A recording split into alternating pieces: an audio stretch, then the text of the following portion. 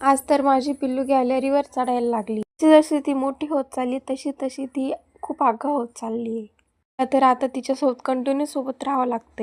आज मी टिफिनला बनवली अंडा भुर्जी आणि इकडे मी पिल्लूला एग बॉईल करून ठेवलाय.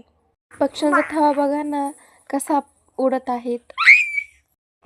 मी पिल्लूला किती टाइमचा आवाज देते आणि ही इकडे येऊन बसली आहे टाइमपास करत. माझे 8 दिवसापासून व्लॉग्स नाही आले. का नाही आले हे मी तुम्हाला पुढच्या व्लॉगमध्ये दाखवेल. पुढचे व्लॉग बघण्यासाठी माझ्या ID सबस्क्राईब करून ठेवा.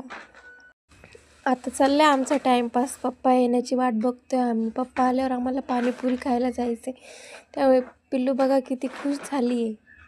आज ना आम्ही काही नवीन केलं नाही बरं का. आज दोघींनी आम्ही झोपूनच दिवस काढला, कारण आम्ही गावाकडे गेलो होतो. त्यामुळे आम्हाला सर्दी खोकला झाला होता. दोघींनाही सर्दी खोकला झाला होता.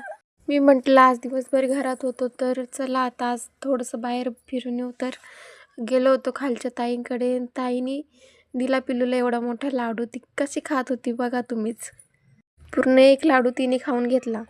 तुम्हाला वाटत असेल हिने यूट्यूबला फेमस होण्यासाठी व्हिडिओ बनवायचे चालू केले, पण तसं काही नाही. मी या व्हिडिओद्वारे माझ्या पिल्लूचं बालपण लक्षात ठेवण्याचा प्रयत्न करते. ठीक आहे, आजच्यासाठी एवढंच. बाय.